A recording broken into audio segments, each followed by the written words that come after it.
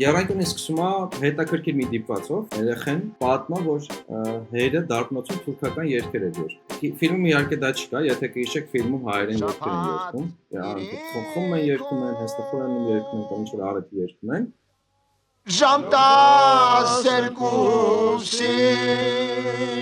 Աղասի Այվազյանի ինչ-որ չափով ոնց որ գնահատված չլինի։ Ինքը ընդհանրապես շատ տաղանդավոր, այսինքն նկարիչ էլ է եղել, ռեժիսոր էլ է եղել, բան, այսինքն շատ բաներով է զբաղվել։ Չի ասում եմ, մենք Էրզրումից գաղթած ցեղասպանության ինտերեսը հերս թուրքերեն երգեր էր երգում։ Հա, ու լացում էր։ Ու լացում էր, հա։ Մաստեր կլաս կարա անցկացվի իր գրականությամբ, ինչպես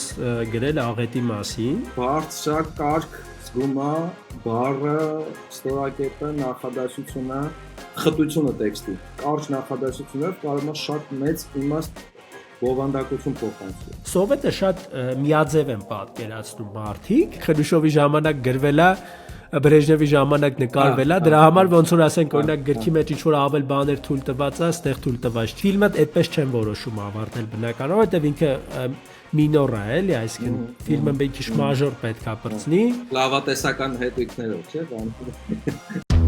Ապրել, այնպես ապրել։ Դու զգում ես քո ոչնչությունը կանջա։ Գրողը գաղափարների եւ ժամանակների ձևավորողն է։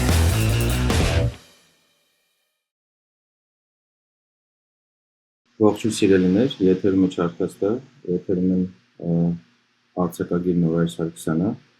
Անկենեցից մեկ ասում էր, թե ներկանում հրապարակախոս, մեկ ասում է եւ հրապարակախոսը վիրավորանք, ասում է այդքան բան է սովորել բանում ես, որոշել եմ այս անգամ ինքներջից խաթարած պատմաբան, դիպլոմ ունեմ պատմաբանի, մեդիա փորձագետ, հիմա էլ մեդիայում սովորում, մեդիայի ոլորտում եմ աշխատել եմ, հրապարակախոս Գոր Մադոյան, որոշել եմ տես ռեգալյաններս ասել։ Շատ լավ է, հա։ Նախկին ոդքասթը, ներկա ոդքասթը։ Դեյներիսի նման է։ Այո։ Պիոներկա կամսամոլկա վիճակը։ Հա, այսօրվա թեման լինելու է Աղասի Այվազյանի գրականությունը, մասնավորապես խոսելու ենք Եռանկյունի պատմվածքից ու նաև Եռանկյունի ֆիլմից, բայց ընդհանրապես Աղասի Այվազյանի գրականության մասին, գործերի մասին։ Միացեք մեզ բոլոր սոցիալական հարթակներում, հետևեք մեզ Spotify, հատկապես շնորհակալություն մեզ Spotify լսողներին, կայուն ու բազանոթ լսողների։ Միացեք մեզ բոլոր սոցիալական հարթակներում, իսկ մենք սկսում ենք։ Բարև ձեզ։ Ես մենակ արձակագիր էի, մի տեսակ նեղվա, էլի, ես էլ բանը, ծրագրավորում եմ անում բան։ Մի բան էլ ես գիտարի եմ գնացել փուճուժանը։ Որ խոսում ենք եթերի մասին, նորոն ասում Աղասի Այվազյանի ինչ-որ չափով ոնց որ գնահատված չլինի, այն իմաստով, որ այդքան հայտնի չի կամ արժանի տեղը չունի, թեև շատ բարձրակարգ գրականություն ունի, հատկապես ֆիլմերով է հայտնի, որը ինձ թվում է նաև երևի թե ինչ-որ չափով անեծք է, եթե ճիշտ կարանք ասենք, որովհետև երբ որ ֆիլմերով ես հայտնի դառնում, սցենարով ես հայտնի դառնում, ոնց որ գրականությունը երկրորդ պլան է մղում, հետո շատ դժվար է հետ բերել դա։ Այդ լուրջ խնդիր է իրականում ստեղծագործական տարբեր բաների մեջ, ինքը ընդհանրապես շատ տաղանդավոր, այսինքն նկարիչ էլ է եղել, ռեժիսոր էլ է եղել, բան, այսինքն շատ բաներով է զբաղվել ու թեպետ կարա թվա, որ դա ավելի դրական հատկանիշ է, այսինքն մարդը շատ տարբեր ձևերով արտահայտվում, բայց ինչ որ իմաստով ինչ որ չկամություն է առաջանում տենց մարդկանց նկատմամբ, ոնց որ կան ինչ-որ կաստաներ, չէ, գրողներ, նկարիչներ, ռեժիսորներ, բան ու ամեն մեկը իր կաստայական ինչ-որ պատիվն ունի ու ինչ-որ իմաստով այդ խնդիրը միշտ առաջանում է, էլի։ Ես օրինակ երկու տարբեր օրինակ կբերեմ, մեկը ռուսական, մեկը համաշխարհային այդպես արվեստից։ Ռուսական արվեստում այդ Վիսոցկին է, որը գիտեք, որ բացի նրանից, որ ոնց որ երգեր էր գրում, նաև ասենք այդ երգերը նախ բանաստեղծություններ էին իհարկե, Երգահան է։ Հա, եւ երկրորդը, որ ինքը դերասան էր, այսինքն թե ֆիլմերում, թե թատրոնում, բան ու այդպես միշտ մի տեսակ իր պոետական տաղանդը ցածր էր դասվում։ Սրա մասին շատ կարելի է երկար խոսալ, բայց չի ուզենա կենտրոնանայինք, բայց կարևոր նյութ է իմ կարծիքով, որ ինչ որ չկամության բան կա, էլի, այդ կաստաների մեջ ու մյուս օրինակը Ջիմ Մորիսոնն է, որը ռոք-ն-ռոլ դենց ռոք աստղ լինելով նաև լուրջ պոեզիա է գրել։ The Doors չէր։ Հա, Դորզի մեներքիչն է ու տեքստերի մեծամասնության հեղինակը ու նաև ինքը բացի տեքստերից գրել է պոեզիա, որը էլի ոնց որ կորել է էլի այդ բանի մեջ ու ոնց որ չի ընդունվել այդ ժամանակի որպես լուրջ պոեզիա, չնայած ինքը շատ լուրջ պոեզիա է էլի։ Նույնպես խնդրին նաև մի քիչ ավելի թեթև, բայց բախվել է ինքը Այվազյանը։ Լենարդ Քոհենը օրինակ գրականությունը շատ լավն է, բայց որպես երկիչ գիտեմ, երկիչ երկու Հա, այդ լուրջ խնդիր է էլի, եթե նայում ես, այդ չկամության բանը շատ ուժեղ կա էլի այդ կաստանների մեջ ու Այսինքն դու կարծում ես Աղասի Այվազյանին հատուկ բան չեն արել, ըստ քեզ Աղասի Այվազյանին հատուկ Գիտես ոնց որ ասում են դե կինոյով արդեն հայտնի ես, ոնց որ ինչ-որ բան լինի էլի, այսինքն մենք ստեղ գրականությամբ տառապում ենք, բան ենք անում, դուք այդտեղ կինոյով հայտնի եք դառել, մի բան էլ ուզում եք գրող համարվեք։ Այդտենց խնդիր կա էլի ու Աղասի Այվազյանը նաև այդ իմաստով է երևի որ այդ մեծ բանը չունի, որովհետև իրոք որ ուսումնասիրում ես իր ստեղծագործությունը եւ նաեւ ուսումնասիրում ես հարցազրույցները ընդհանրապես իր խոսքերը բան տպավորություն է ստեղծվում որ ինքը պետքա Պաուլ Սևակի նման հայտնի լիներ էլ այսինքն թեմատիկայի իմաստով էլ այդ հայկականության թեման իր մեջ շատ ուժեղ է ու թվում է թե նախ շատ լավ է խոսում լավ է գրում երկրորդն էլ ոնց որ թեման էլ պետքա որ հետաքրքիր լիներ բայց այդպես մի պատճառ ես վերցնում եմ այդ որ ոնց որ այդ տարբեր բաներից ոնց որ զբաղվել է ինչ որ կոնկրետացման բան խնդիր ունի եւ երկրորդ խնդիրը համարում եմ որ հիմա կարա թվա որ սովետական շրջանում ոչ ոնց որ շատ վաղ անցյալում տպագրվել են այդ գրքերը եւ շատերի մոտ միգուցե կարող է թվա որ բիզնես տեսանկյունից այդքան ձեռք չի տա հիմա Աղասի Այվազյան տենց վերատպել շատ բայց այդ խնդիրը որովհետեւ օրինակ շատ մարդիկ որոնք նոր են գնում գիրք այդ նոր են մտնում այդ աշխարհ գրքի իրանք այդ սովետական գրքերի այդ բանը անցնում են չեն գնում եթե տունը չունեն օրինակ Աղասի Այվազյան օրինակ մենք չենք ունեցել Աղասի Այվազյան եւ պես կարծես առիթ էլ չի առաջանում նրան գնելու էլի այդ գրքերը եթե ճիշտ եմ հիշում կարաս ինձ ուղես բայց ընդհանրապես խորհրդային մարդու կյանքում գրադարանը տանը գրադան ունենալը ինչ որ հատուկ կարգավիճակի ցուցիչ էր, սիմվոլ էր ինչ որ հատկապես քաղաքաբնակների, բայց նաև գյուղաբնակների համար չասեմ մեբելի մասեր, բայց ոնց որ ինքնության մասեր էլի ավելի շատ ինչ որ տենց ոնց ասեմ ստատուսի արիստոկրատական, բուրժուական ինչ որ բան կար դրա մեջ Սովետի մեջ քիչ կար այդպես բաներ, դրա համար այդ ոնց որ համարվում է ինտելեկտուալ բանի ցուցիչ։ Դրանից արդեն ելնելով նաև խորհրդային Հայաստանում այդ գրադարան ունենալը մեծ պատիվ էր, գրադարան հավաքելը մեծ պատիվ էր, նույնիսկ այնպես բաներ կան, ոնց մարդիկ այնպես ուշ գրադարան էին հավաքում, բայց այդ գրադարանի բովանդակությունը ինչ որ ոնց որ սովետական պանթեոնի մաս լիներ, չէ, ինչ որ միգուցե հավանաբար կլինեին Լենինի հատորներ, Մարքս Էնգելս Դրանք 90-ականներին վարվան լրիվ։ Լենինի հատորներ, Մարքս Էնգելս, Ռաֆի պարտադիր, ընդ որում Ռաֆին դարձավ մոդայիկ, տարածվեց, այնց հանրահռչակվեց, հատկապես երկրորդ համաշխարհայինի ժամանակ, երբ որ քարոզչական նկատառումներով այդ ազգային ոգու բարձրացան, Ռաֆի Դեմիրճյանների միլիոններով տիրաժներ կար, հարյուրավոր հազարներով տիրաժներ կային, այդ ոնց որ ազգային ազատագրական պայքարի ոնց որ գրականություն կարող ասենք, էլի հա Ռաֆի Դեմիրճյան, Պապ Թագավոր, Պերճ Զեյթունցյան բան, ինչ որ այդպես բան կար, քանակ կար, որ դրա վրա էր գնում, ու այդ Աղասի Այվազյանի գրականությունը կամ դրան ման գրականությունը ոնց որ ինչ որ դուրս են մնում պանթեոնից։ Հա, թեև հենց այդ եմ ասում, էլի, կարծես թե ոնց որ ամեն ոնց որ կրիտերիայով բռնում է Աղասի Այվազյանը ոնց որ հայ մեծ գրող լինելու։ Թեմաները խորհրդային համակարգին լավ աչքով նայելը։ Երևի եթե երրորդ բանն էլ վերցնենք, այդպես մի քիչ Աղասի Այվազյանի մոտ տարբերվող ոչ կա։ Միգուցե էդ էլ է ինչ որ իմաստով խանգարում, հա։ Մեր լսողներին ովքեր Աղասի Այվազյան չեն կարդացել կամ հարցազրույցները չեն տեսել, ընդհանրապես չգիտեն ով է, ասենք որ նորոն մի քիչ ասելով մեղմախոսությամբ զբաղվում, որտեղ իմ տպավորությունը առնվազն թե գրականությունից, թե իր հարցազրույցներից, թե մտքից, ոնց որ մի քիչ չէ լավ է գժոյա, եթե տես։ Հա, լավ տարբերվող է, հա։ Հա, տենց էմոցիոնալ, բայց ռուս միաժամանակ։ Կտրուկ, սրախոս, անկյուններ չի սիրում, բրուտալ թե կուզեք գրականության մեջ, բրուտալ բանի մասով, որ տենց մելիզներ չունի, պաթոսը քիչ է, պաթոս կա, բայց ուրիշ ձևի պաթոս է, էլի տենց։ Օրինակ այդ որ ասես Սևակի նման հայ մեծերի բանթոնի մեջ չի մտնում, ինձ թվում է Սևակի գրավչությունը իր այդ որոշ գործերի պաթոսն է, որ շատ է գրավել տարել։ Հատկապես սիրային, հատկապես տենց այդ հայրենասիրական ոնց ասեմ, տենց ուղիղ զգայական թեմաներով, էլի զգայական թեմաներով, Այվազյանի մոտ տենց չի, բայց նաև բանը կա, այսինքն ի վերջո այդտեղ ոնց որ միգուցե եւ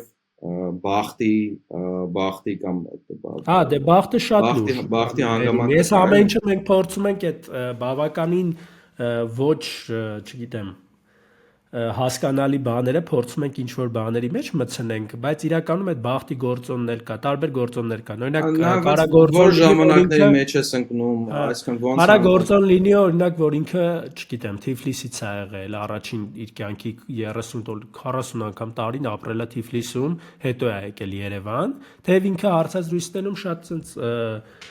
հետաքրքիր բան ունի, որ ասում է ինքը որ մոռացել է, որ ինքը Թիֆլիսցի է, ինքը իրան լրիվ երևանցի է համարում, չգիտեմ ինչքանով է այդ ոնց որ անկեղծ խոսք, բայց այդ էլ կարա խանգարի, այսինքն Եվ գրականությունը ավելի շատ Թիֆլիսյան է։ Հա, հաշվի առնելով, որ մեր մեջ տենց շատ տարածված է տեղային այդ բաները, էլի, այսինքն որ մեկը Թիֆլիսից է եկել, մեկը այստեղից է եկել, այդ բանը կա ու լոկալ նացիոնալիզմ։ Ու ինքը նաև ինչ որ իմաստով այդ կոմպլեքսն էլ ունի, այդ իմաստով ու նաև հետաքրքիր ստեղծագործություն ունի, կարծեմ վեբ ունի Թամանյանի մասին, որ ինքը ընդհանրապես փորձում է ցույց տա, որ այդ դրսից եկած հայերը ինչ որ մեծ բան են բերում ստեղ, ու ոնց որ ասի սիրեք ինձ էլ, սիրեք մեզ էլ, այդ բանն էլ կա, էլի, այսինքն բայց եթե արդեն վերադառնանք, հա, դա էլ չէ հետաքրքիր, որ փաստացի խորհրդային Հայաստանը առնվազն 20-30-ականներից մինչև երևի 60-70-ականներ հիմնականում բոլորը դրսից եկած են։ Հա, դե նույնիսկ նրանք ովքեր կային, իրենք էլ էին դրսից եկած, ուղղակի մի որոշ ժամանակ առաջ։ Դե տենց է, չէ՞ որ մի քանի տարի այդ որ հայերը որ գնում են Ամերիկա 10 տարի հետո ասում են արա Մեքսիկները բան եկել լցվել են զզվանք բան հոտ է գալի դեկներից բան այդ էլ կա էլի, այսինքն մարդը որ ոնց որ այնքան օրինակ ազգագրական առումով այդ բանը կա, որ ռուս-պարսկական պատերազմից հետո երբ որ արևել են Հայաստան Ռուսաստանը գրավել էր,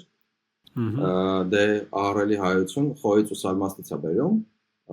որը Գյուլիստանի պայմանագրով կար, այսինքն ռուսական կայսրությունը հաղթել էր Պարսկաստանին ու պայմանագրի մեջ մտնում էր, որ Պարսկաստանի ծախսերով հայերին պետք է տեղափոխեն ստեղ, հա, ու այդ հայերը, որ եկել էին օրինակ 1828-ից հետո Լազարյանների միջոցով, դե Լազարյաններն են լոգիստիկով զբաղվում, ոնց որ այս կոմերի նահանգներն էին, փաստացի, նաև պատերազմի ժամանակ էին մասնակցել ամեն ինչով, իրենք օրինակ աղբար էին ասում, կամ չգիտեմ, այտենց ծուրաչկով էին նայում 40-ականների 40-ականների հայրենադարձության ժամանակ եկածներին, էլի, բայց փաստացի իրենք այտենց ոնց որ մի 100 տարին շուտ եկել։ Հա, դրանք այդ եմ ասում էլի, այդ որ այդ կոմպլեքս բանը կա էլի, ով որ գալիս է մի քիչ ավելի շուտ, չէ՞, ոնց որ նորեկացներին ուրիշ աչքով է նայում, ոնց որ Աղասի Այվազյանը ինքը իր հարցերից մեկում պատմում է, ասում է ես որ առաջի անգամ եկել եմ Երևան, եկել եմ ոնց որ թե ասում էր 40-ականներին, հա, ասում էր ճիշտ ու այդ հարցերից ոնց որ 90-ականներն էր տալիս, անկախությունից հետո էր համենայն դեպս, կարող է 3-4 թիվը լինի 90, ասում էր ես Երևանի ամենաբարձրահասակ մարդն էի, երկար մազերով, սենց ինչ-որ տենց վիճակներով, ու ասում է, որ կողիներից նայում էի, ոնց որ գայճաշներ լինեին, քաղաքն դե քաղաք չէր, ամոթել ասում է դրան քաղաք ասես, այդ թվականների։ Ասում է Թամանյանի մի քանի շենքեր ու ասում մեկ շենքեր են, երևի թե ոնց որ մի շենք ասում, նույնիսկ մի քանի չէ ասում է, ու ասում է բանը, որ ինքը խեր է օրինակ բերում, որ ասում էթնոգենեզն էլ է փոխվել կոպիտ ասած, այսինքն ինքն էլ է փոխվել քաղաքի հետ, ինքն չի որ մենակ այտենց ինքը եկել ու մնացել է, բայց իր գրականությունը միգուցե այդքան քաղաքային գրականություն չէր Երևանի մասին, հիմնականում դե շարքերը քանի որ Թիֆլիսում էր ծնվել է Աբբաս Թումանում, Ախրցխայում, Իդեպ Աբբաս Թումանը Թումանյանի ամենասիրած հանգստի տեղն է եղել Թումանյանը միշտ Աբբաս Թումանում հանգստացել, շատ սիրուն տեղ է, արժի հաստատ գնալ, ինքը հիմնականում Թիֆլիսի գրականությունը մասնագետ ու նաև պատմեր, որ վրացիները խորհրդային շրջանում, երբ որ ինքը տպագրվում էր Մոսկվայում, օրինակ, կենտրոնում, հիմնական Թիֆլիսյան շարքով, նախանձով էին իրան նայում, ու ինքը ասում էր, որ մեծամտություն չհնչի, թե փաստացի երևի հենց տենց էլ հնչում, ասում էր, իստիստավ Թիֆլիսի մասին ոչ մեկ չէր գրում, վրացիք չեն կարող տենց գրեն Թիֆլիսի մասին, ոնց որ ես եմ գրում։ Հատկապես Հավլաբարյան շարքը, Թիֆլիսյան շարքեր ունի, էլի։ Հետո հետաքրքիր բան կա, գիտես, ինքը տեղ խոսում է այն մասին, որ Թիֆլիսը ոչ տենց օֆիցիալ, բայց հայերի մայրաքաղաքն էր ինչ։ Ընդ որում առաջնային տեղում է, ասում են նույնիսկ պոլիսը, չգիտեմ, նույնիսկ ռուսական կայսրության տարածք բաներ էլի, այսինքն չգիտեմ, Մոսկվա, Պետերբուրգ կամ Կրասնոդար եւ Ես իդեալոս նկատել եմ, որ այդ Թիֆլիսահայերի մեջ այդ բանը կա, չգիտեմ ինչքանով է, տենց ռեալ ինչքանով է տենց հոգեբանական պահ, որ պարտադիր ուզում են շեշտած լինեն, որ Թիֆլիսը ոնց որ հայկական քաղաք է, բանը էլի ոնց որ ցանկություն լինի, որ ցույց տան, որ իրանք այնտեղ հյուր չեն եղել, այդ իրենց քաղաքն է եղել։ Նույնիսկ օրինակներ կա, էլի ասենք, նույնիսկ օրինակներ էր բերում, ասում էր, որ հայության մեջ հայտնի դեմքերը, գործարարները, դերասանները, արվեստագետները, նույնիսկ եթե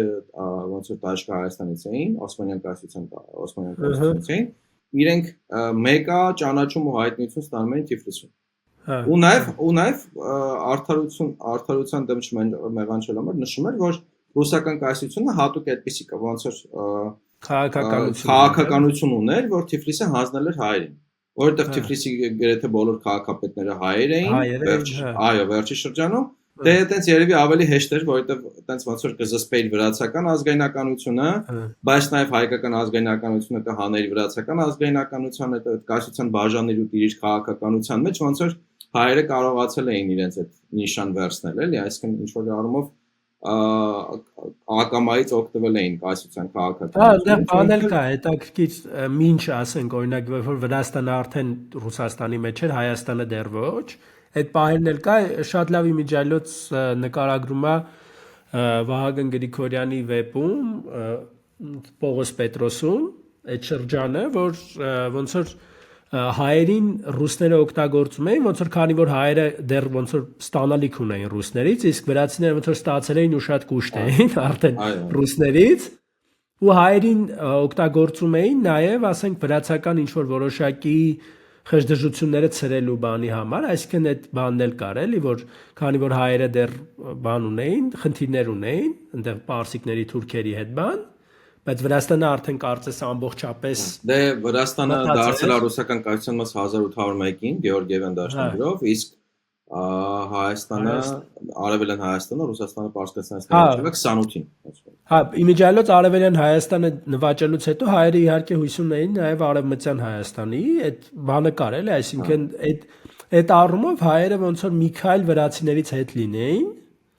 ու այդ իմաստով ավելի կախյալ լինեին ռուսական բանից։ Լավ, շատ ինչ որ չէ, շեշտեցինք, արի մի հատ վերադառնանք մեր եռանկյունուն, էլի։ Դե կոնտեքստը իրականում շատ կարևոր է, որովհետև Այվազյանը ինքը իր հարցազրույցներում անընդհատ նշում է, որ ես ինձ համարում եմ Էրզրումցու ժառանգ, որովհետև իրենց ընտանիքը ծագումով Էրզրումցի է, ու իր գրականության մեջ էլ տարբեր գործերի մեջ էլ այդ գիծը անընդհատ գնում է։ Կորուսյալ հայրենիքի գիծը,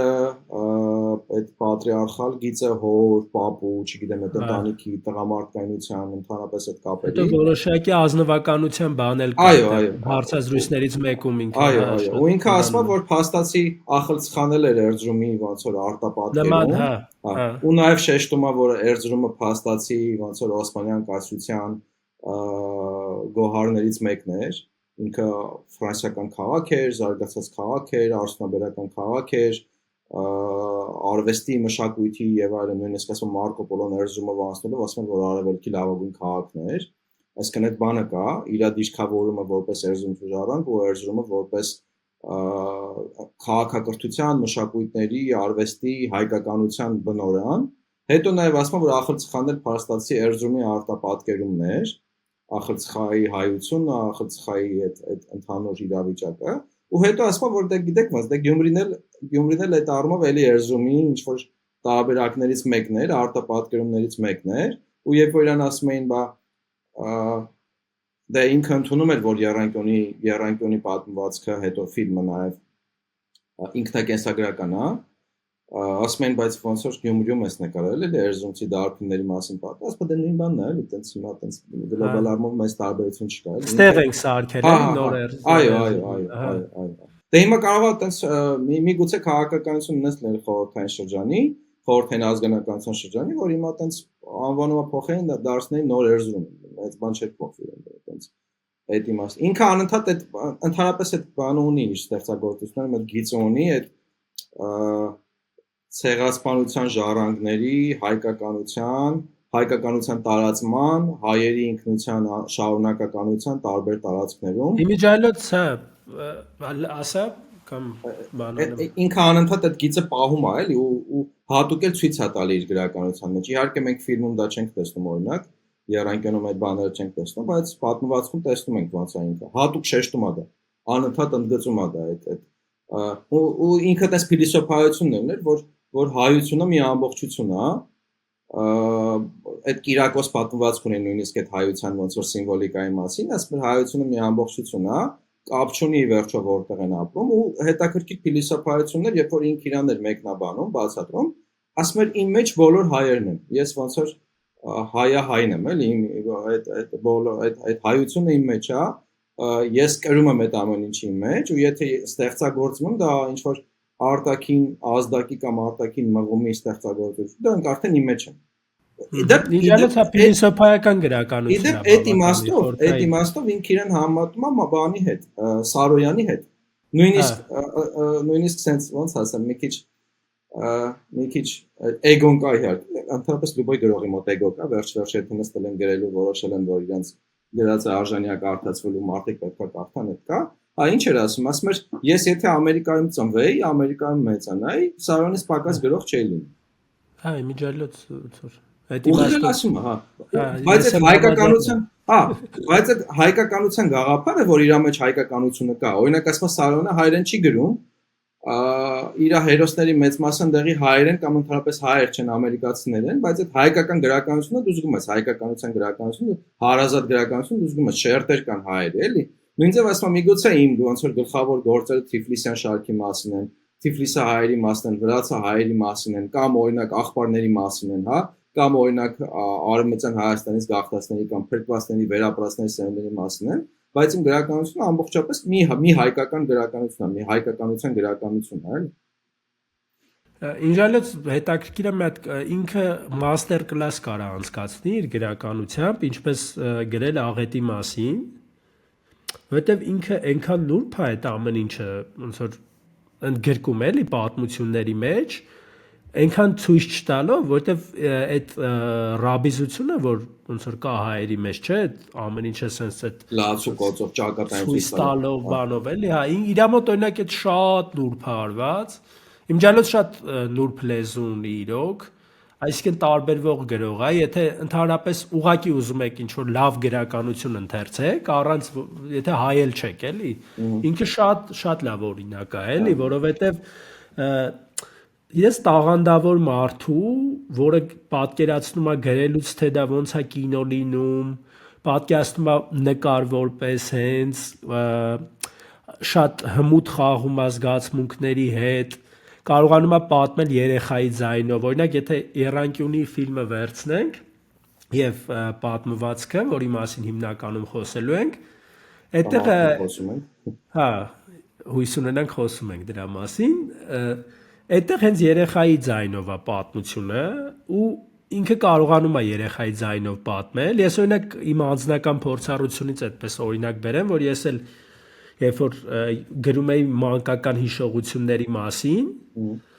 ոնց որ ցանկություն առաջացավ մեջս գրել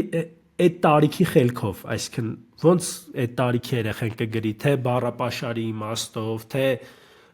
հուզականության, թե ինչն է իրոք մի խոսքով էլի այդ տարիքի մարդու բանով էլի ու իր մոտ երանկյունու մեջ շատ լավ ստացվել է ես էլ որ գրում էի իմիջիայլոց այդ ժամանակ չէի կարդացել երանկյունին բայց իմ մոտ էլ էր ստացվում տենց մանրապատման նման ինքը ոնց է երանկյունին փոքր հատվածներ են որոնք պատմությունը պատմում է ինքը փոքր պատմություններով կա ընդհանուր գիծ բայց կան փոքր առանձին պատմություններ որոնք ավելի խորանում են ինչ որ կոնկրետ թեմաներով ու եթե վերցնենք օրինակ այդ պատմությունները կարանք օրինակ հերթով փորձենք գնանք էլի այսինքն Եռանկյունը սկսում է հետաքրքիր մի դիպվածով որտեղ երեխեն պատմա որ հայրը դարբնոցում թուրքական երգեր էր երգում թուրքերեն դրանից թուրքական չասեմ թուրքերեն երգեր ասում ֆիլմում իհարկե դա չկա եթե կհիշեք ֆիլմում հայերեն երգեր են երգում խոխում են երգում են հստակորեն երգում են ինչ որ արեթ երգում են Janta serkusi Zayner kanas Բայց այդ թուրքերեն երգերով ինքը արդեն ցույց է տալի հոր արմատները ընդ որում նաև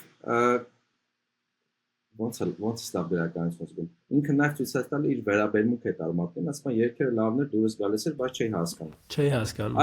ասում դպրոցում ինչ որ առարկաներ են դասավանդում դրանք չէի հասկանում ասում դրանք իմ համար ինչ որ բանի նույնացել են երեխա հայացքով փորձում գրել էլի դրանք իմ համար նույնացել են ու այսքան ինքը արդեն սկզբից 1-2 տողով շատ նուրբ շատ կարճ նախադասություն ցույց է տալի այդ արմատների գաղթի ցեղասպանության հիշողության իր ընտանիքի պատմությունը դες ասում թուրքը չի ասում է մենք Էրզրումից գաղթած ցեղասպանության ինտերեսը հերս թուրքերեն երգեր էր երգում հա ու լացում էր հա հետո ոնց է շարունակում այդ նույն գիծը էլի շատ նրբորեն մեջբերում են ընդհանրապես հայրս ընկերներ շատ ուներ մեկը Կարինից էր մյուսը Կարսից երրորդը Պոլսից յուրաքանչյուրը հերավոր մի հեքիաթային քաղաքի փշրված բեկոր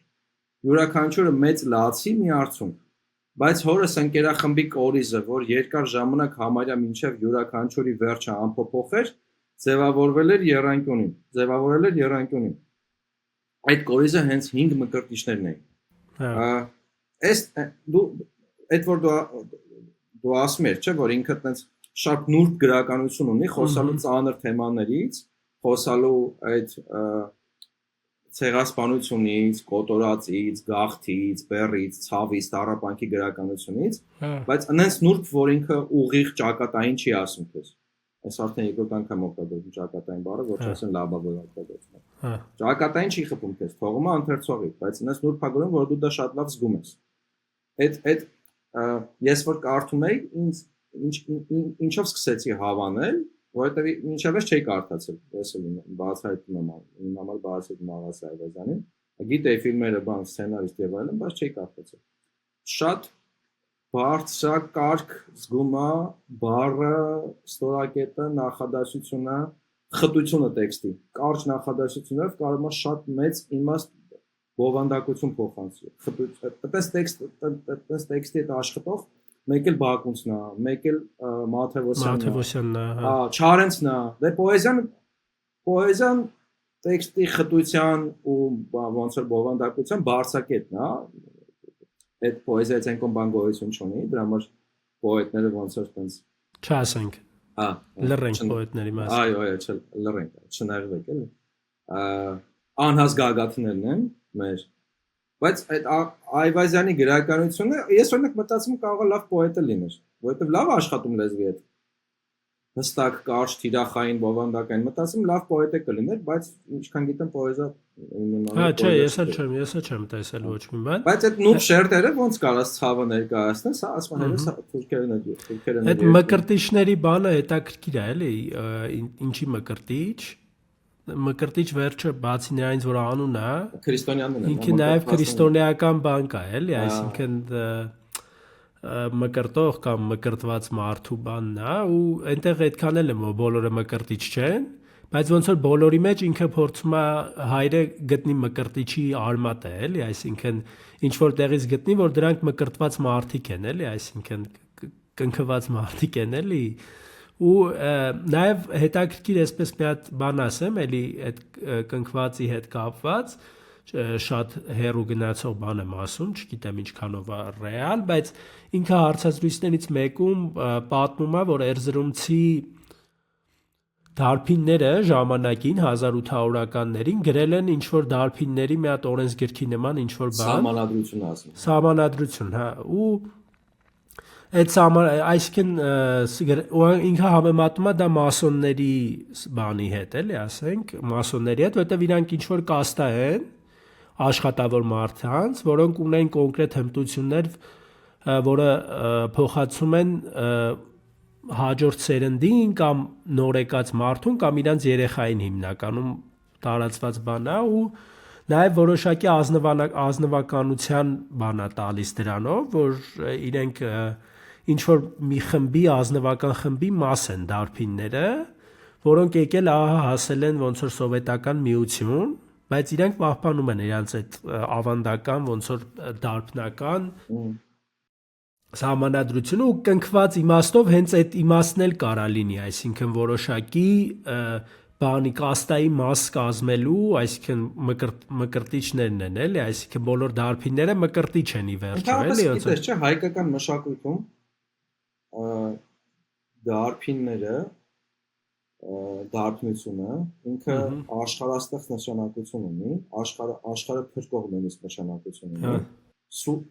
Համարյա թե սակրալ հեթանոսական իմաստով սակրալ, էլի ոչ թե քրիստոնեական իմաստով սակրալ, հատուկ կարգավիճակ ունեն։ Եթե կհիշեք Արտավազդի ու Արտաշեսի լեգենդը, երբ որ Արտաշեսը մահանում է, Արտավազդին ասում է, Արտավազդը երբ դու գնացի երկիրս ամենայն քեզ հետ տարար, ես սավարյակների վրա ոնց կառավարեմ, բան։ Ու հետո Արտաշեսի ոնց որ այդ Արտաշեսի անեցքով Արտավազդը բանա դա Արտավազդը ոնց որ հրեշ է դառնում երկրի վրա, չէ, մարդկանց գլխին եւ այլն, ու իրան բան են անում, տանում են սարերում շղթայակապ են անում, ու լեգենդի բան են անում, այդ չարքիշները անընդհատ կրծում են իր շղթաները, որ ազատվի գա ու մարդկանց կործանի, հա, այդ վրեժը լուծի, բայց դարբին ըստ հայկական լեգենդի, ըստ հայկական ավանդազրույցի, որը Սարգիս Հարությունյանն այնպես փոխանցել, գտել է, ուսումնասիրել է, փոխանցել է, այն հայն վիպաշխար գրակ բան կա, չէ, ժողովածու կա, չէ, հայկական լեգենդների ու առասպելների։ Ինչ ասում, դարբինները երբ որ ամեն տարի ինչ որ հատուկ ծես ունեին, որ սալերն են խփում հատուկ առիթով, ու ասում է դարբինների խփածի շնորհիվ էր, որ իր շղթաները էլի հաստանում էին, ու հայոց աշխարհը փրկվում էր կործանումից, որ Արտավազդը չկար չկործաներ։ Հա, այսինքն դարբինները ոնց որ հայկական ինքնության պահպանման, հայկական ինքնության փոխանցման, հայկական ինքնության մարմնացումը լինեին, ու միշտ էլ շատ բարձր կարգավիճակ են ունեցել։ Ինքը նաև իրականում, այսինքն նաև պատմական բացատրություն ունի այդ միֆոլոգիական, հա, այդ առասպելական բացատրությունը, որովհետև դարբինները ամենահարգի մասնագիտությունն են եղել, մինչև երևի թե նորագույն շրջան, մինչև տեխնոլոգիաներ, զենք են արտադրել պաշտպանության համար, որը շատ կարևոր է, այսինքն տենց ոնց որ պաշտպանական համակարգի առանցքներից մեկն են եղել, եւ նաեւ գործիքներ են արտադրել հողագործության համար, այսինքն օրինակ այդ հողագործական հասարակությունների համար դարբինները երևի թե ամենակարևոր մասնագիտություն ունեցող, ամենաառանցքային մասնագիտություն ունեցող, ամենահարգի մասնագիտություն ունեցող մարդիկ են եղել ու դարբնությունը բնական էլիտա է, էլի, այսինքն բոլոր հասարակությունները ըստ էության էլիտա է, այսինքն ոչ թե նշանակված, ընտրված բան, այլ ռեալ, որ աշխատանքի, իրանց բուն աշխատանքի, իրանց աշխատանքի արդյունքի բերումով ու ստեղ էլ իրականում այդ երբ որ դու եռանկյունին կարդում ես աղասու մոտ միկրոկոսմոս է, այդ ոնց որ խորհրդային կյանքի, հա, խորհրդ Հայաստանի կյանքի, այդ հայկական համակեցության, այդ հայկական կյանքի միկրոկոսմոս է, այդ եռանկյունին ինքը տենց փոքրիկ Հայաստանա փաստացի։ Հա, ինքը շատ լավ կարողանում է այդ միֆականացնի, փորձի ինչ որ բան ստանա, դրանից այդ մանկական բանն էլ էլի, այդ հնարքն էլ իզուր չի, որ երեխայի կողմից է այդ պատմությունը, որը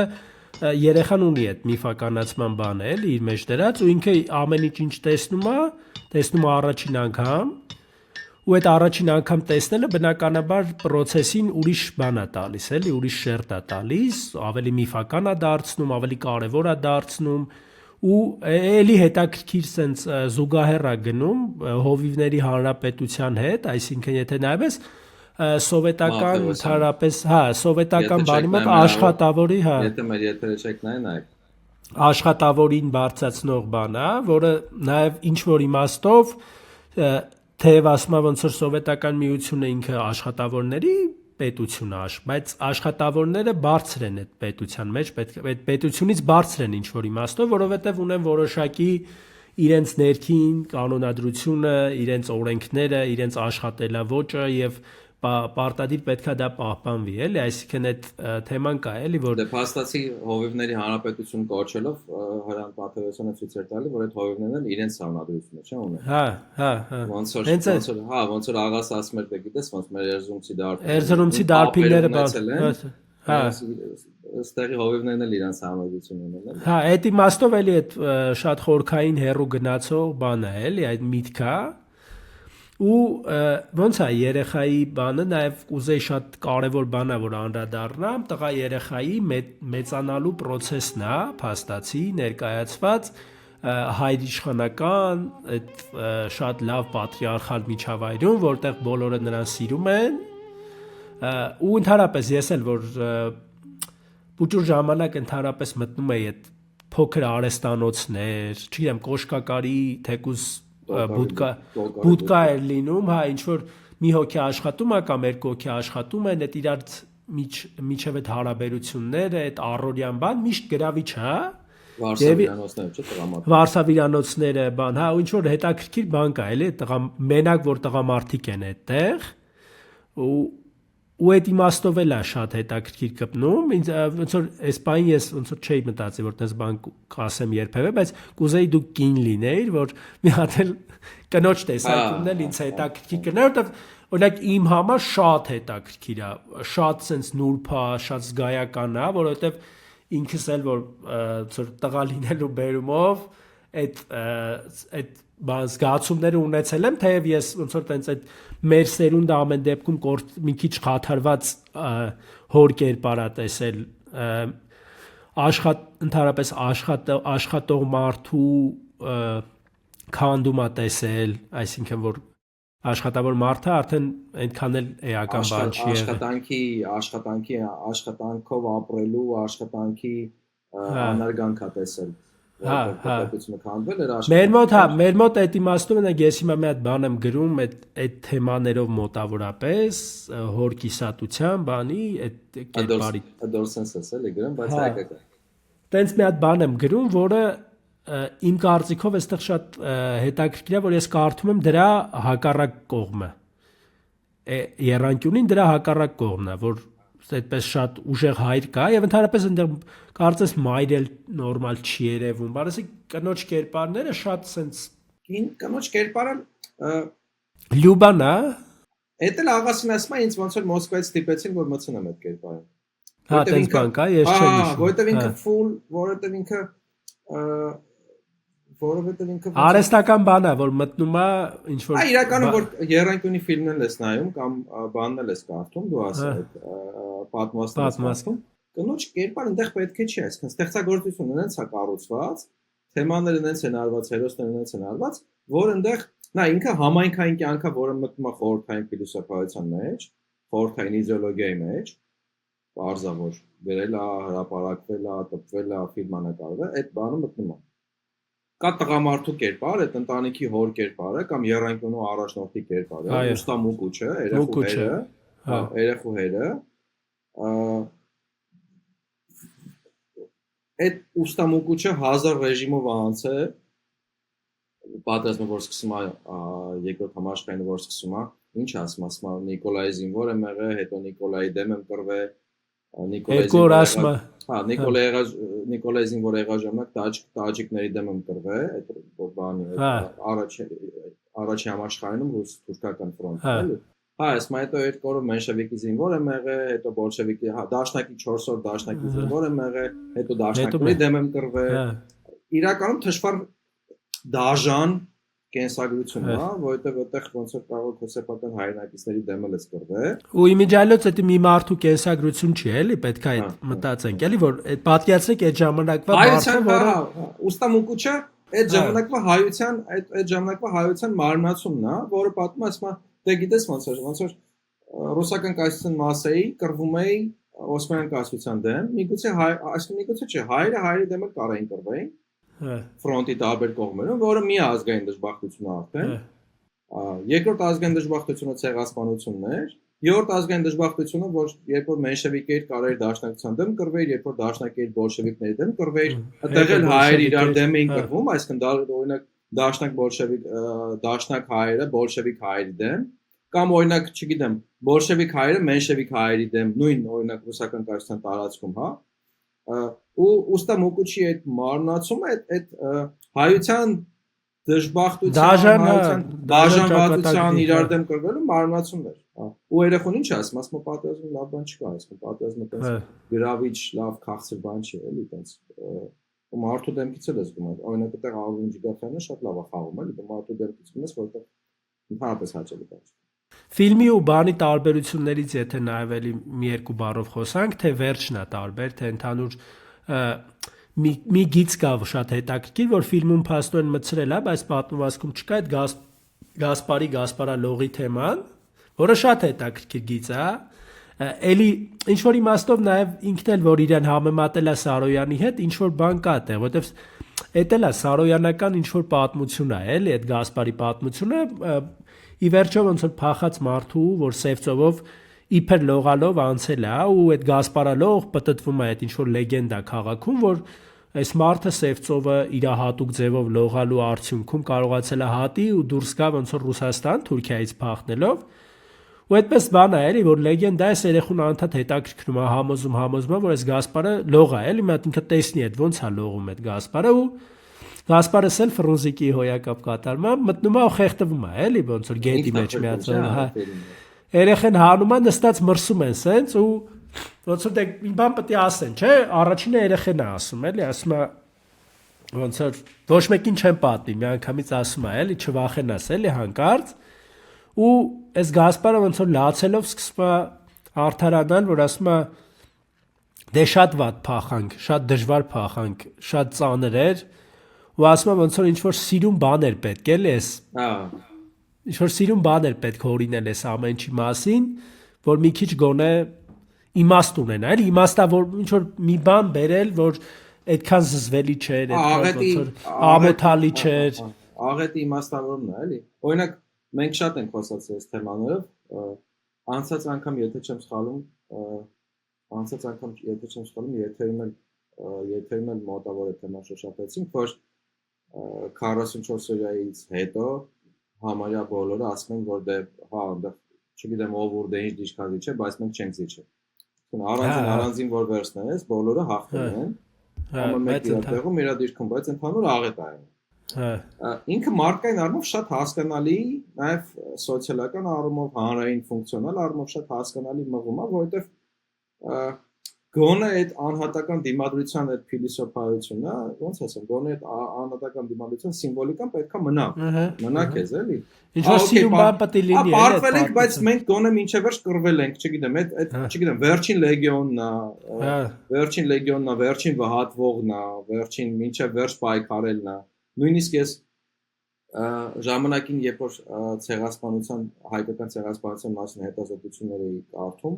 ուղղակի հետաքրքիր էր, շատ էր շեշտվում այդ դիմադրության գաղափարը ու նաև հոլոկոստի թեմայով ու նաև մնացած ընդհանրապես պատերազմների թեմայով շատ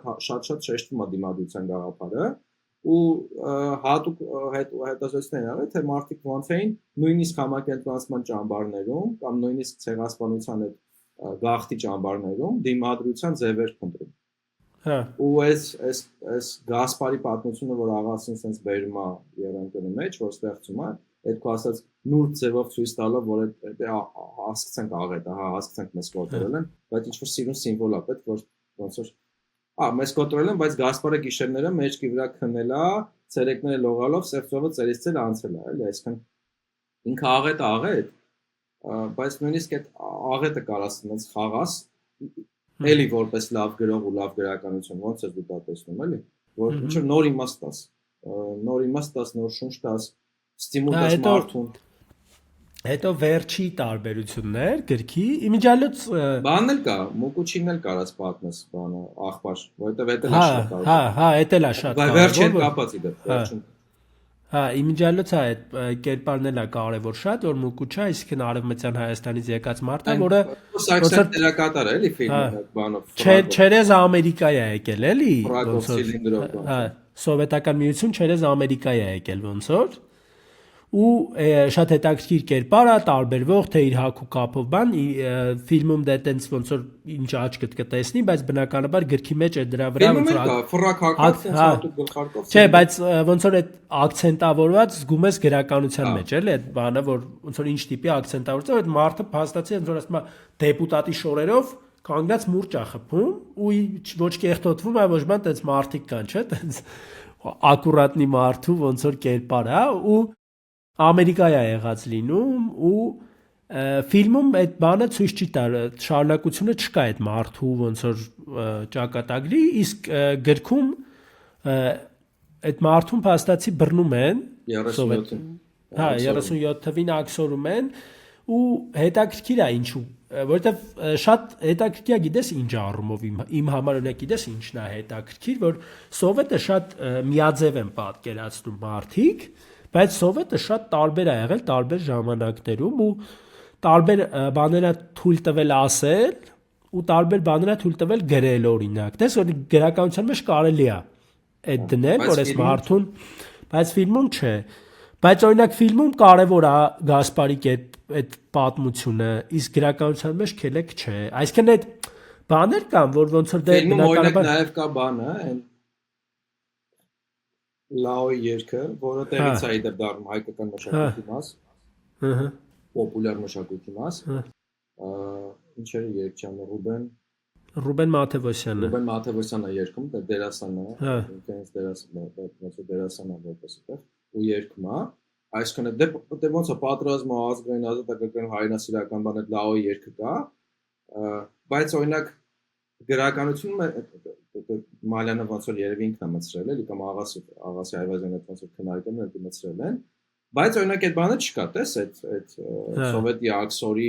թե օրինակ 67-ին է ֆիլմը նո երևի 66-ին տեխնիկապես 67-ին ոնց որ հրապարակվել է ֆիլմը ու այդ ժամանակ արդեն ոնց որ Խրուշովի ֆուլ շրջաններ Ձենհալի շրջաններ միգուցե նաև դա կարող է բանը լիներ արդեն Բրեժնևը լիներ ձնալ արդեն Դե Խրուշովը 56-ից է եկել, չգիտեմ ինչքան է իշքան։ Հա, չէ, այդքան չի մնացել, ճիշտ ես ասում։ Այնտեղ բանն էլ կա, կարող ասենք օրինակ Խրուշովի ժամանակ գրվել է, Բրեժնևի ժամանակ նկարվել է, դրա համար ոնց որ ասենք օրինակ գրքի մեջ ինչ որ ավել բաներ թույլ տված է, այդտեղ թույլ տված չի։ Միտքը նա որ եթե նա այդպես ֆիլմը թողել են ցուցադրվի, այդ ազգայնական բաները կա, ճիշտ է, այդ որ համենայն դեպս զգացում է որ Արևմտյան Հայաստանը այդ կապ ունեն արմատներ ունեն, այդ Լաոյի երգը կա, այդ հայրենասիրության բան եւ այլն կա, ու որը մտնում արդեն 60-ականների ազգայնականության լոգիկայի մեջ, դրա համար որ ասում ես այդ Գասպարի մասը հատուկ մտցրել է ֆիլմում, որովհետեւ 67 թիվն է 2 տարի առաջ Սիծեռնակաբարդի հուշամալիրն են կառուցել։ Հա, այդ ընդհանուր բանի մեջ է, էլի, դրամատրության մեջ է։ Այո, այդ պահանջատիրության թեման ֆուլ զարգանում է, պետությունը թողում է դա, պետությունը նաև աջակցում է։ Խրախուսում է ինչ որ իմաստով։ Այո, այդ ամեն ինչը կա, բայց օրինակ այդ աղբար մկրտիչին աքսորելու թեման, հա, այդ ոնց որ ասում եմ, դե լավ, արդեն մի քիչ։ Այդ արդեն չկա։ Թեև ասում եմ, անձի պաշտամունքը դատապարտվել է 56-ին 27 համագումարով 10 տարի արդեն դրանից անցել բայց մեկա չեն թողում ֆիլմում ասեն օրինակ այդ խորհրդային իդեոլոգիան ցենզուրան որը թողել է սցենարը որը թողել է գիրքը չէ թողել է որ գրքում դա լինի բայց ֆիլմում դեռ չի կարելի հա դե ոնց որ բայց կարելի է այն ինչ որ պետությանը ձեռ տալի օրինակ թուրքական ֆիլմը արդեն ոնց որ այդ ֆիլտրները շատ թույլ է, էլի, այսինքն սաղ են նայում ֆիլմը, Այո, երևի թե չարժի է, էլի, ասենք, մտածել են, բայց գիրքը որոշակի իմաստ է կարդալու, իրանց Պլյուս արժի։ ֆիլմը կարող է դուրս ուղարկեն, հետո Հա, խնդիրներ այդ կարող ճիշտ է, լինի, այդ բաներ չէի մտածել։ դիվանագիտական դեմաշներ կարող լինի Հա։ հազար պլյուս քանի որ ֆիլմը դուրս են ուղարկում, ստացվում է որ խորհրդային միությունը ինքը պաշտոնապես ֆիլմի տեսքով ընդունում է, որ սեփական քաղաքացիներին ռեպրեսիաների է ենթարկել։ Հա, Գիտես ոնց է, այն բանը կա, չէ, հիմա էլ կա, չէ, այդ Սերժ ժամանակը լավ տարածված էր, այդ որ ասում բանը թուրքը տեսնում ուրախանում է, չէ։ Հա, Բաներ կա, որ ասպես ոնց որ մեր ներքին զրույցի թեման է, ըհը, տունը կարանք խոսանք, իրար մեջ կարանք խոսանք, չէ, բայց դուրս չենք հանելու։ Մեր դեմ որ դա չօգտագործեն կամ որ մենք չընդունենք որ մենք սխալ ենք։ Ինքդ քո այդ նույնիսկ, ասենք ինչ որ բաներ կա, որ դու գիտես որ դու սխալ ես, բայց դու ոչ մեկի մոտ չես դե բարձրացնի դա։ Կամ կբարձրացնես այնպես մարդկանց մոտ, որոնց այնքան ես վստահում, որ գիտես որ կոպիտեսից կոդն չեն օգտագործի կամ կհասկանան դու ինչ ես անում, էլի։ Հիմա նույնը է դա գրականությունը ներսի թեմա է, հա։ թողում են դա որ մնա։ Բայց ֆիլմը մանավանդ Այ ինչ այլոց կարող է օրինակ թարգմանվեր էս որպես գրականություն էլի ստիպեին հանել այդ հատվածները, չես կարող ասել։ Գիտես ոնց է, այսինքն միջազգային կյանք կարող ունենա, ինչ որ փառատոներում կարող հաղթի, ինչ որ տեղեր կարող նայեն, խորհրդային միությունը մեկը մինչև վերջը չեն ընդունում, որ այտենց ինքը այտենց տոտալիտար ռեպրեսիվ պետություններ բաներ էլի, այտենց ներսում կար խոսակցություն էլի եմ ասում, բայց այտենց ֆիլմի բան չէ, մանավանդ։ Հետո գիտես ինչներ ինձ հետաքրքիր, որ այդ Լաոյի հետ կապված այդ հատվածը ասեցի, որ ինչ որ ազգայնական բան կար, ոնց որ Որովհետև պատերազմի են տանում, այդ կադրը հիշում ես, հա, պատերազմի են տանում։ Ու այդ ինչ է, այսինքն post factum ոնց որ փաստացի, ինքը փորձում է սովետական միությունը փաստացի։ Այդ էլ իմիջիայլոց գրքի մեջ, քանի որ Լաոյով չի արված ու այդքան մի քիչ էպիկ արված չի, ոնց որ ֆիլմում է արված, էլի ենթադրում եմ, որ մի քիչ վերևից սխմելու պահ կա, որ ոնց որ ինչն է, այսինքն 300,000 զոհ պատկերացնում եք, ասենք մենք երկրորդ համաշխարհային հայերը ասենք, չգիտեմ, էլի տղամարդկանց 600,000 մենակ խորհրդային Հայաստանից։ Խորհրդային Հայաստանից, էլի նկատում։ Հիմա խորհրդային Հայաստանը պետքա փորձի ցույց տա, որ դա ձեր պատերազմն էր։ Այո։ Հասկանում ես, այսինքն ինքը հայկական ֆիլմում նպատակ ունի ցույց տա, որ դա ձեր պատերազմն էր։ Դուք Հավայի չգնացիք էլի այնտեղ։ Մանավանդ, օրինակ տես, ձեր պատերազմի հետ կապված ինչ ասում է։ Հիշում նոր ենք, չէ՞ խոսում Ուստամուկուչից։ Ասում է Նիկոլայի համար էի, ասում եմ Նիկոլայի զինվորն է, Նիկոլայի համար էի կռվում։ Հա։ Հետո ասում եմ մենշևիկի զինվոր էի, հետո ասում եմ բոլշևիկի զինվոր էի, հետո ասում եմ դաշնակի զինվոր էի, հիմա էլի բոլշևիկի զինվոր եմ, չէ՞։ Այսինքն երբ որ պատերազմը սկսում է, ըհը, չգիտեմ, Այվազյանը մտածել է դրա մասին, չէ՞, ես ունեմ այդպես եմ, այ նա խոսացինք այդպես էլի։ Մուկուչը ասում է այդ մեր պատերազմը չի։ Հա։ Պատերազմը ասում է լավ բան չի երևում։ Հա։ Հետո ասում է գիտես ոնց, հա ես սախքանքս կռվել եմ, բայց ուրիշների մար եմ կռվել։ Ինքը ինչ ասում է, որ ասում է ես խոսքի Նիկոլայի զինվորն եմ, եղել բոլշևիկի, մենշևիկի սրանն է, ոնց որ ասի, տարել են ինձ կռվեցրել են սաղ եմ մնաց ինչ որ հաշկավ, բայց ոնց որ իմ պատերազմը չի եղել։ Բայց ոնց որ էլի ինքնին պատերազմը տղամարդ լինելը ստիպում է որ դու գնաս, այսինքն այդ բանն էլ կա, էլի, այսինքն թեև գիտակցումը որ ոնց որ դա անիմաստ բան է, մի մարդը իր կյանքի ընթացքում կարա բոլորի դեմ կռված լինի, ինքը փաստացի չունենալով ոչ մի քաղաքական բան էլի, այսինքն ուղղվածություն ուղղակի որպես մարդ լինի, որը միջին վիճակագրական մարդ է, որտեղ կռիվ անում, տանում կռվցնում են այդ պահին, որ տարածքում ինքը գտնվում է ու թեև այդ անիմաստությունն է ինքը ցույց տալիս դրանով, բայց նաև ոնց որ ցույցատերը դե եթե տղա ես պիտի կռվես այդ բանը կա, չէ, զուգահեռ քանի որ ինքը խորհրդային գրականություն է գրել, որ ցենզուրով անցել այդ գրականությունը հրապարակվել է, նաև ֆիլմ են նկարել, ինքը այդ Ուստամուկուչի փիլիսոփայությանը զուգահեռ, որ ասում է գիտես մեր պատերազմը չէր խառը կրվել են, բերում է Մկոյի փիլիսոփայությունը, որը հա, ասենց առանց կանչելու հելնում է որ գնա։ Ոնց է, զարմանում են, չէ, ասում նախ բայց քեզի պավեստը չեն ուղարկել, չէ՞, ասում է ինչ կապ ունի, ես պիտի գնամ, ավելին, կնգա հետ է գնում, ընտանիքներով են զոհվում անուն հայրենիքի։ Հա, հա։ Գնում են, այտենց է կորում են, չէ՞, գնում են, ասում է ոնց է, էլի նոր գծով ոնց է ստել, ասում է Մկոյից ու Լուբայից էլ նամակ չստացան։ Այն ու վերջ այդ կտրվա։ Վերջին նամակը գալիս է, ասում է վաղը գնալու ենք ինչ-որ Նաստուպլենի։ Ձեզի խայտարակ չեմ անի, չէ՞, մեր պատվը կայեմ, ասում է հետո էլ նամակ չստացանք, այսքան երկուսը մահացան, բայց ոնց է խաղացնում, չէ՞, Ուստամուկուչը տեսելի լավ գրականություն։ Այդ Ուստամուկուչը իր ոնց որ տարիների փորձից, այդ իր պատժալխալ հմտությունից, հա հայկական հայության փորձն է, չէ՞ իր մեջ մարտավորած Ջիգարխանյանի տեսքով, հա։ Ասում է ոնց որ մեր պատերազմը չէր այդ բան։ Ու զուգահեռ ոնց որ մտցնում Մկոյի կերպարը, որ ընտանիքով են գնում զոհվել։ ամենաուժեղը։ Հա, հա։ Ամենաուժեղ տղեն հա Այո, իրենց այո։ միջին։ Ամենամիամիտ, սա ասունցի Դավիթն է համարյա, էլի։ Ամենամիամիտ, ամենաուժեղ տղեն ընտանիքով գնում է զոհվելու։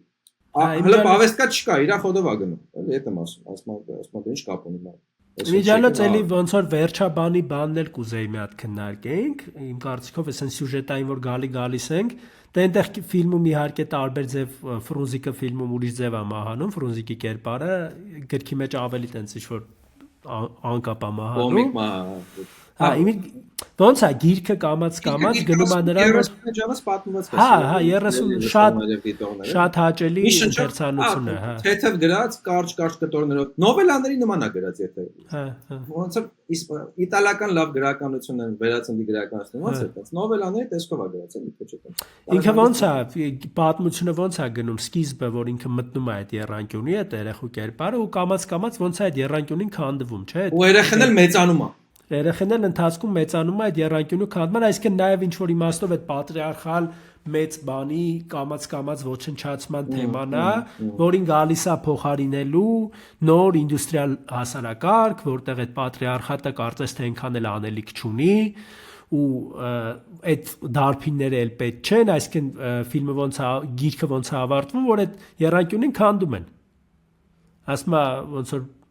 դե հերը մահանում է, բոլորը հերթով մահանում են, այսինքն էլ երանկյունին պահող չկա ու երանկյունին գործանուններ են սարքի երանկյունը սա գործանում են, էլի ոնց որ Հա, էլ ասում է տենց գործել չկա անելու, ինքն է մենակա մնացել բոլոր մկրտիչները հերթով տենց մեկը պատերազմ, մեկին Սիբիր,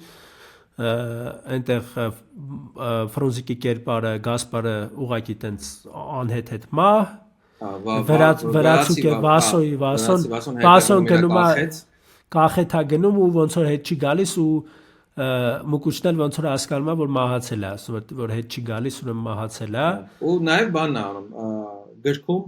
աքսորից վերադառնում է բանը, մկրտիչը բանը։ Աքսորից վերադառնում է մկրտիչը ու այդտեն զուգահեռ մահանում են աղբարն ու այդ մուկուչը մահանում են։ Վերջի մի քանի նկարագրությունը, ահա որ։ Իմիջիալոց հետաքրքիր է որ շքեղագույն համեմատություն է տղամարդկային ընկերության ու տղամարդկանց մարդու զուգահեռ մահվան, հա, շատ հզոր կտորել։ Ու իմիջիալոց բանն էլ է հետաքրքիր այդտեղ որ անպայման ոնց է նկարագրում, ուզես ասենք մեզ։ Հա, հիշում եմ, հերթով հարցնում է։ Երկուսն մահվան մահճում էին, մեկը հիվանդանոցում, մեկը տանը։ Հա, մկրտիչը։ Ուստամուկուչն էլ այդ երախու հերը տանը։ Ու երկուսն գիտեին որ արդեն մահանում են, ասում տարիքները առած են, կյանքները ապրած են արդեն, ինքը հատուկ մկրտիչին Սիբիրից վերադարձրել է, որ երևի իր տանը մահանում է դրականության մեջ, ու ինչ ասում, ասում հայրս հարցնում էր մկրտիչից, ասում էի, լավ է արդեն բուժվել է, քեզ է սպասում, ասում մկրտիչն էլ հորից էր հարցնում, ասում էի, լավ է բուժվել է, արդեն քեզ է սպասում, ու մի օր ասում երկուսն մահացան։ Այդ ոնց ասեմ, այդ ընկերության, ընդհանուր արժեքների, տղամարդկային այդ սերնդի մահն է, նաև այդ սերնդի իհարկե եթե բանով նայենք, այդ սերնդի մահն է, այդ դարբնության, այդ ազնվականության մահն է, որը գալիս է փոխարինելու բան, ֆիլմը այդպես չեն որոշում ավարտել բնականաբար, որովհետև ինքը մինոր է, էլի, այսինքն ֆիլմը մի քիչ մաժոր պետք է բրցնի։ Լավատեսական հետույքներով։ Թեև նայ, թեև քանի որ ոնց որ նույն մարդն է զբաղվել, ոնց որ նույն մակարդակի տաղանդով բան,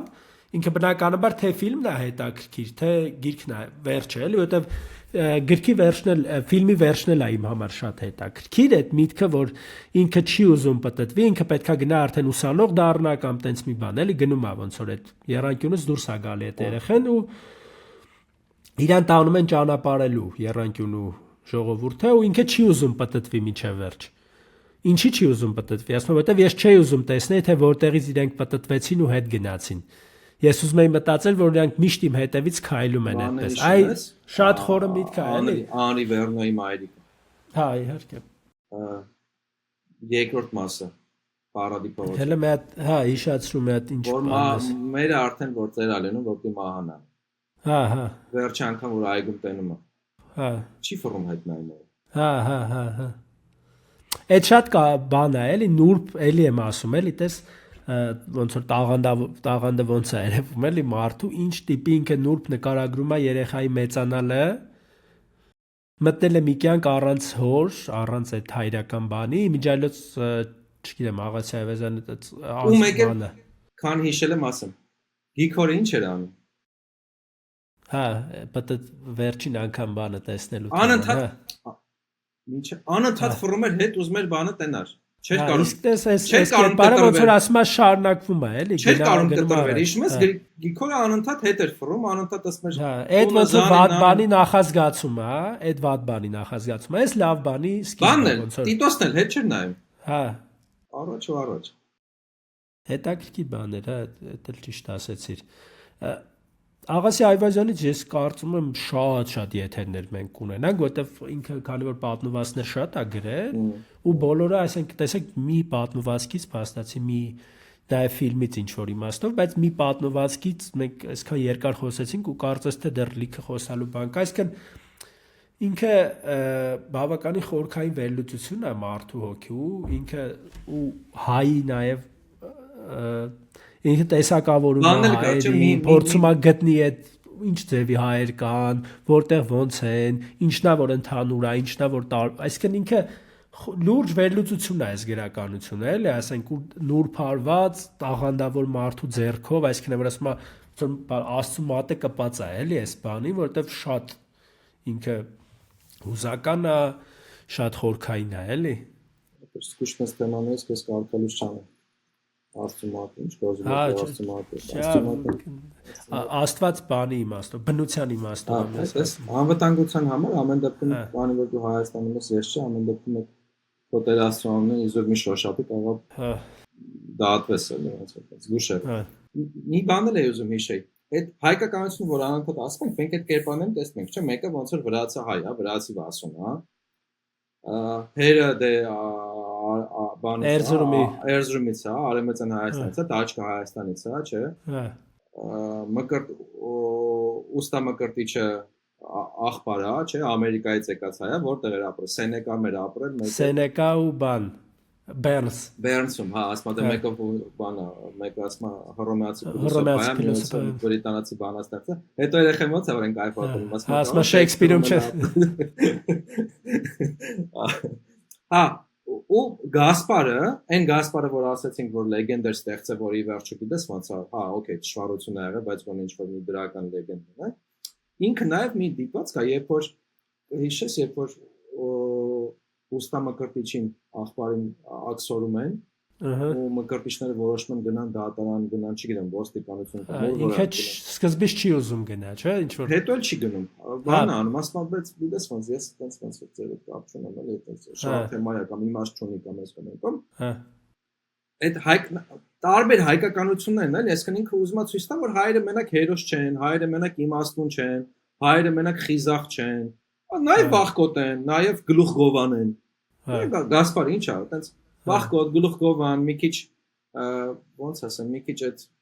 երկրորդ ձեռի խաղացող է, էլի, այտենց երկրորդ։ Ու ֆիլմում էլ է այտենց ուսուլով այտենց ինքը բան է, էլի, այտենց երկրորդ ձեռը, չէ՞, միշտ ինչ որ եսի միշտ չի, չէ՞, այտենց։ Այդ հայկականության լավ կողմն է, ու Աղասի Այվազյանը ինքը հարցազրույցներում հատուկ դա շեշտում է։ Ասում է հայերը ամեն ինչ են, լավն են, վատն են, վախկոտ են, խիզախ են, քաջ են, դեբիլ են, հիմար են, ամեն ինչ կա մեր մեջ։ Ու ասում է պետք չի դրանից փախնել։ Այդ պետքա ուղղակի ընդունես։ Հա։ Օրինակ ու ասում է երբ որ ինձ ասում են հայասիրություն, ես չեմ հասկանում դա ինչ է։ Հայ, ասում է դու պրոստը հայ ես ու վերջ։ Հայասիրությունը ո՞րն է ոնց։ Հետաքրքիր իմիջիայլոց ասում եթե դու հայ ես, եթե հայկականությունը քո մեջ է, եթե դու հայկականության մարմնացում ես, հայասիրությունը ասված է, հա, այդ հայրենիքի սիրելու հետ։ Ասում աբսուրդ է դա պրոստը։ Ոնց որ խոսքի Homo sapiens-ը ասի դες սիրում եմ 2 ձեռ ու 2 ոտք։ Դիժետ Այդ բանը իմիջիայլոց իր հարցազրույցները ոնց որ առանձին որպես գիրք կարակ բան անեք, էլի, որտեղ շատ հետաքրքիր է։ Ես արդեն տասնյակ երևի նայել եմ այս ընթացքում, որ պատրաստվում էի, անընդհատ կարելի է նայել, այնտեղ շատ խորը մտքեր կան, ուղղակի հիմա չէի ուզի ոնց որ ամբողջ Աղասի Այվազյանը փորձենք բացենք, նախ անհնար է, Հա, նախ անհնար է, երկրորդն էլ տարբեր թեմաներով, ասենք օրինակ Կիրակոսի թեմայով ավելի այդ հայկականության թեմայի վրա կխորանանք։ Ինձ օրինակ հավլաբարն ու ֆեմինիզմն է դուր եկել։ Էդ էլ մի հատ ուրիշ թեմա է, հավլաբարի հարցը։ Մի խոսքով շատ բաներ կան էլի, որ ոնց որ կարելի է անդրադառնալ, դրա համար այսօր փորձենք այսքանով երևի սահմանափակվենք, շատ իմ կարծիքով լավ եթեր է ստացվել, ավելի փորձելու ենք սրանից հետո այսպես ավելի կոնկրետանանք էլի, այսինքն որտեվ այնքան շատ կա բաներ, որոնք խորանալու կարիք ունեն, ոչ թե ուղակի վրայից թռնելու, որտեվ Աղասի Այվազյանը օրինակ այն գրողը չի էլի, որի մասին կարելի է մի եթեր ունենալ, էլի Աղասի Այվազյանը այն գրողն է, որ կարող ասենք 50 եթեր կարաս ունենաս, էլի ամեն պատմված կարաս վերցնես, sense մի հատ եթեր սարքես, էլի։ Շնորհակալություն, հա, որ մնացիք մեր հետ։ Գոր դու ինչ որ ավելորդ բան ունես, ասելիք բան, ավելորդ ինչ լավ չհնչեց, բայց ավելցուկ ասելիք ունես։ Մեր Վիկտորինան շարունակում է, մենք հենց նախորդ եթերից նորմալ կոմենտները, որով չենք անցնում, տեսնենք ով է հաղթող, բայց ոնց որ այս եթերում էլ ունենք որոշած նվեր ձեռամարգիկ, չենք ասում ինչի մասին է։ Լավագույն կոմենտը, որը կորոշենք, որ լավագույն կոմենտ է, կարժանանա նվերի։ Դա նշանակում է, որ ուղղակի կոմենտ գրելը նվերի չի արժանանալու, էլի մենք ցանկալի է թեմայի շուրջ ուրիշ վերլուծություն, այսինքն թեկուզ մեր միտք բան, բայց ոնց որ տենց թեկուզ դեմ կարծիք, որը էլի հետաքրքիր դիտանկյուն կունենա, էլի։ Դրա համար հա, այս անգամ քանի որ շատ բան չէր հավաքվել, որոշեցինք տենց ուղակի մեկին չտանք, էլի։ Հələ որ, չգիտեմ, հələ որ դիտումները գնում են, հələ որ աճը գնում, հələ որ աուդիտորը մեծանում, տեսնենք, մենք հետևում ենք ամեն դեպքում, ֆիդբեքը պահում ենք։ Հուսով ենք ձեզ կապը դուր է, ձեզ եթերը դուր եկավ, կկարդաք Աղասի Այվազյանին գոնե պատմվածքը եռանկյունին կամ այլ պատմվածքներ, միացեք մեզ բոլոր սոցիալական ցանցերում, լայքեք, տարածեք, YouTube-ը պարտադիր, բաժանորդագրվեք, կոմենտեք, լայքեք, ուղարկեք ձեր ընկերներին, որ պրոյեկտը աճի, մենք էլ աճենք, շարունակենք մեր եթերները, հուսով ենք ձեզ դուր ա գալիս, հուսով եք մեզ հավանում եք, ես էլ ասելիք չունեմ։ Դա շնորհակալություն, շնորհակալություն, ինչներ հանդիպում։ Ապրել, այնպես ապրել։ Դու գնես քո ոչնչությունը կանջա։ Գրողը գաղափարների եւ ժամանակների ձևավորողն է։